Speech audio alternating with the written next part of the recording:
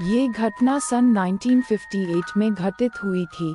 उस समय में चिकित्सा सुविधा बहुत ही कमजोर हुआ करती थी। यूपी के मुजफ्फरनगर के रसूलपुर गांव में एक चौधरी गिरधर सिंह नाम का एक आदमी रहा करता था। उसके एक 3 साल का बच्चा था। उसे चेचक हो गया और काफी इलाज करने के बाद भी वो जिंदा नहीं बच सका। रात में उसकी मौत होने से सुबह उसके अंतिम संस्कार करने का निर्णय किया।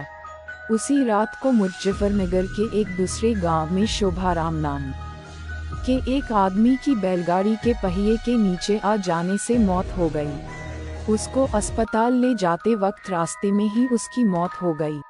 मृतक के घरवालों ने उसका दाह संस्कार कर दिया।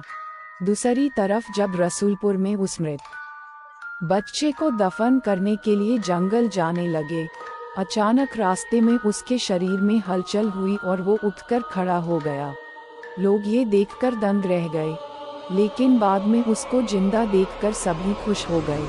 लेकिन लोगों को ये पता नहीं था कि उस बच्चे के शरीर को किसी और की आत्मा ने जकड़ रखा था।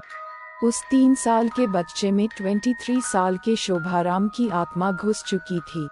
वो अलग जगह पर आकर बहुत परेशान हो रहा था और खाना खाने से मना कर रहा था, लेकिन बड़ी मुश्किल से समझाकर उसको खाने के लिए राजी किया।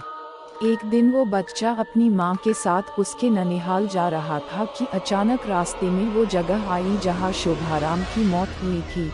उस बच्चे ने इशारा करके बताया कि ये रास्ता उसके गांव की ओर जाता है। उसकी माँ उसकी बातों को अनसुना कर उसके ननिहाल चली गई। उसके ननिहाल में आत्माराम के गांव का एक आदमी जगन्नाथ किसी काम से आया।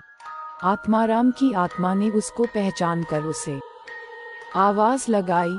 जगन्नाथ को बच्चे के मुंह से अपना नाम सुनकर अचंभा हुआ। जगन्नाथ के पूछने पर उस बच्चे ने उसका पूरा इतिहास बता दिया और बोला कि मेरी मौत से पहले ही तुम लोगों ने मुझे जला दिया और इस बच्चे के खाली शरीर को देखकर इसमें रहने लग गया। जब जगन्नाथ ने ये बात अपने गांव में बताई तो उसके पूरे परिवार के आत्माराम से मिलने चल दिए।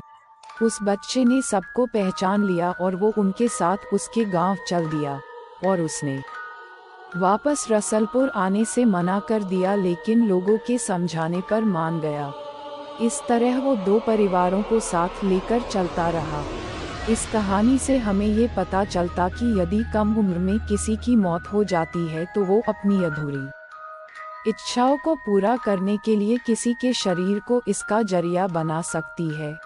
दोस्तों, मैं आपको बताना चाहता हूँ कि ये तो केवल कहानी है, लेकिन हकीकत में ऐसे कुछ मामले होते हैं जिनको कोई पहचान नहीं पाता है। इस कहानी में आपको थोड़ी सी भी सच्चाई लगे तो कमेंट के जरिए अपना विचार लिखना ना भूले।